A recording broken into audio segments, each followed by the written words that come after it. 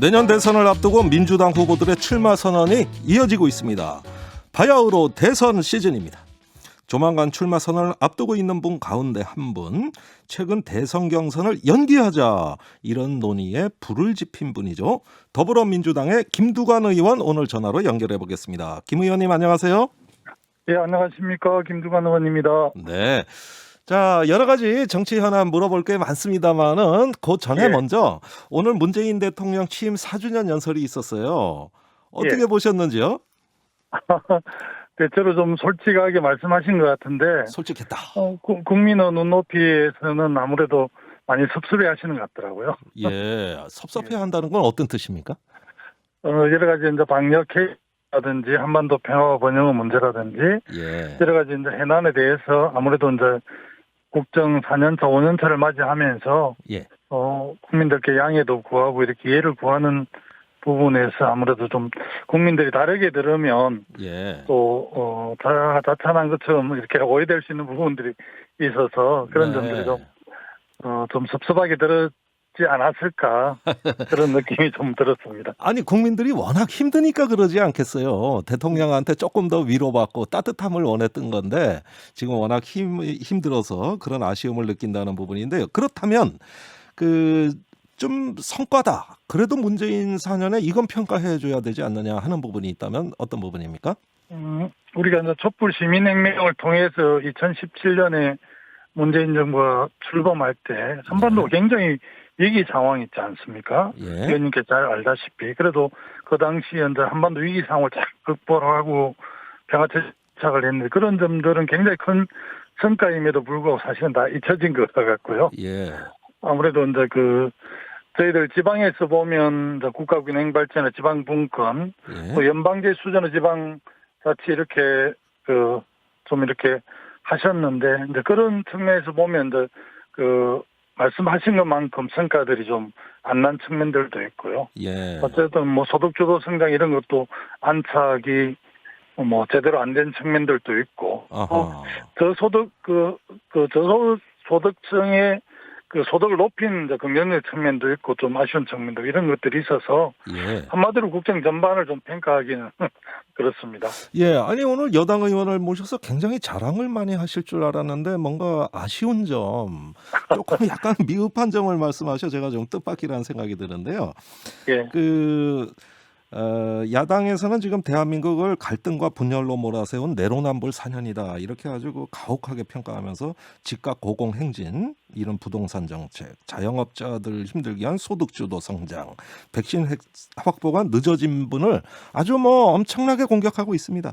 이에 대해서 좀 답변을 하신다면 어떤 말씀하시겠습니까? 사실은 이제 K방역 같은 경우에 굉장히 이제 모범을 보기도 하고 특히 이제 코로나19 같은 경우는 사실은 전쟁 상황이지 않습니까?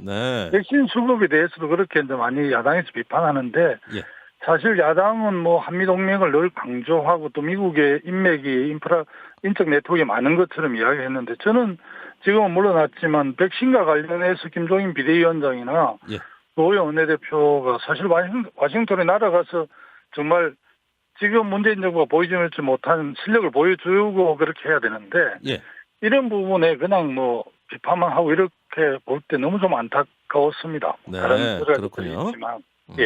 알겠습니다. 자, 정치 현안으로 좀 넘어가 볼까요? 지난주에 우리 김 의원께서 정세균 전 총리와 조찬 회동 하시면서 대선 경선 연기 필요성 언급하셨어요. 왜 그러셨습니까? 정권 재창출을 위한 전략 차원에서 언론적인 부분을 이야기한 것이고요.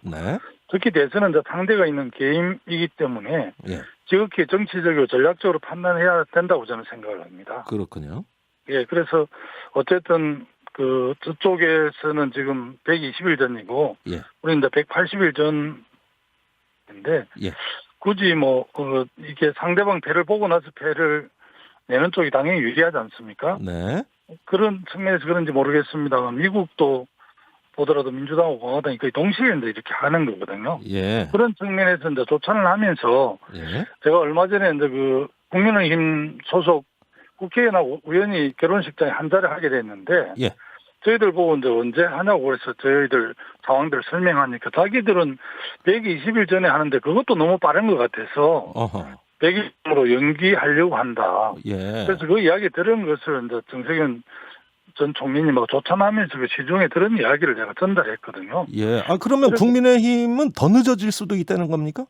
예, 국민의힘의 핵심 당직자 국회의원인데요. 그분이 예. 저하고 그 결혼 축하연 자리에서 점심을 같이 했는데 그렇게 말씀. 아, 그러면 뭐 하셨어요. 솔직하게 얘기한 거겠죠. 예, 예. 지금 120일 전인데 오히려 더 늦추자 이런 이야기도 특히 뭐 있을 수 이번 있다. 저 서울시장 보궐선거 때 예. 보니까 후보를 빨리 결정할 이유가 하나도 없더라. 네.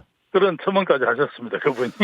예, 김 의원님 이거 참 격세지감입니다. 옛날 정치 같으면은 대선 후보를 빨리 결정해 달라 그러고 빨리 뽑아서 힘을 당이 몰아줘서 대선 진영을 갖춰 경쟁력을 갖추자 이런 논의였는데 이제 완전히 정반대로 바뀌었네요. 아닙니다. 그거는 그럴 수도 있고요. 어쨌든 유력 정당이 더불어민주당하고 국민의힘인데 예. 물론 뭐 다른 정의당을 비롯해 다른 당들도 후보를 내겠지만 네. 한국의 이제 그런 구조를 보면 양당 후보들이 가장 중요한데 예. 그 양당 후보 선출을 아무래도 서로 비슷한 시기에 하는 게 저는 뭐 각 당이 더 좋을 거라 보고 있고요. 알겠습니다. 특히 이제 우리 재보선 이후에 우리가 참패를 했는데 훨씬 더 정찰하고 돌아보면서 정책과 비전을 착실하게 준비하는 게 더 중요할 거라고 저는 봅니다. 근데 이런 모든 문제는 당의 헌법이라고 말하는 당헌 또 당규에 의해서 하는 겁니다. 이게 뭐 어떤 그때그때 상황에 따라서 정하자고 한 게 아니거든요. 근데 저번 예. 보궐선거 때도 당헌 고쳐가지고 또 후보도 낸 게 민주당인데 이러다 보면 이거 권위가 없어져서 이거 되겠습니까? 보궐선거는 이제 기책사유에 있는 당의 후보를 안 내는 걸 우리가 당헌 당규에 규정이 돼 있지 않습니까? 그래서 사실 당헌 당규를 고쳐내는 거고 예. 이번은 이제 당헌 88조 2항에 네. 대통령 후보 선출은 대통령 선거 전 180일까지 하여야 한다 돼 있고 예. 다만 상당한 사유가 있을 때는 당무위원회 의결로 달리 정할 수 있다 이렇게 규정하고 있기 때문에 네. 원칙을 훼손하거나 당헌 당규를 바꾸는 건 전혀 아니고요. 정치적 판단을 어떻게 할 것인가 문제라고 보고 있습니다. 아, 그 정치적 판단이 상당한 사유라고 보시는 거예요? 예, 그렇게 보고 근데 일단 이 대선 전략 마련을 위해서 새 지도부한테 시간을 좀 줄 필요도 있고요. 네. 뭐 저는 그렇게 주장하지는 않지만 일부 당원들은 이 대선 경선 시기와 관련해 당원 투표를 붙여야 되지 않나 이런 문제 제기를 하는 당원들도 제가 예, 그냥 예. 이재명 경기도지사에 대한 견제용 아닙니까? 뭐 우리 그 문제 제기를 했던 전재수 의원이 특정 후보를 염두에 두고 그렇게 하지 않았다라고 이야기를 했고요. 네. 뭐 대선 경선이 좀 연기된다고 해서 이재명 지사한테 저는 불리할 요소는 없을 거라고 보고요. 예. 또 뭐 현직에 있기 때문에 유리한 점도 있고 오히려 아하. 불리한 사람은 원외에 계신 분들이 아닌가 저는 감히 그렇게 생각을 합니다. 그리고 지금 이재명 지사가 1위 주자지 않습니까? 예. 그래서 이제 아마 지지하는 분들은 빨리 경선을 해서 불안 요소를 줄이고 싶은 그런 심정에서 그렇게 이야기하는 것을 제가 이해 못하는 바는 아닌데요. 예. 아마 주변에서는 그런 이야기를 해도 정작 이 지사 본인은 당의 결정대로 해야 할 것이라고 원론적으로 입장을 표명하신 것으로 알고 있고 네. 뭐 저도 당연히 당 전체 선거 전략 차원에서 고민이 더 우선이라 이렇게 생각을 합니다. 알겠습니다. 당 전체 입장을 고려해야 된다. 예. 특정인에 대한 입장 아니다. 이래 말씀하셨는데 오늘 기자들이랑 만난 자리에서 이렇게 말씀하셨어요. 마지막에 이재명 지사와 내가 경쟁할 것이다. 이렇게 말씀하셨거든요. 예. 자신 있으십니까? 예. 저는 뭐 최종적으로는 우리 당의 대선 후보는 가장 경쟁 상대당인 국민의힘 후보와 비교해서 예. 누가 더 본선 경쟁력이 있는가에 달려있다고 생각하거든요. 네. 지금은 뭐 지지율이 이재명 지사 1위를 달리고 또 이낙연 전 대표, 뭐 정세균 전 총리 이런 분들이 1강 뭐 2약을 이루면서 가고 있지만 예. 저는 이제 7월, 8월, 9월 1이 되면 그 상대당하고 얼마나 그 경쟁이 있는가. 얼마 전 모 언론에서 이제 이념 정체성을 조사를 했는데 예.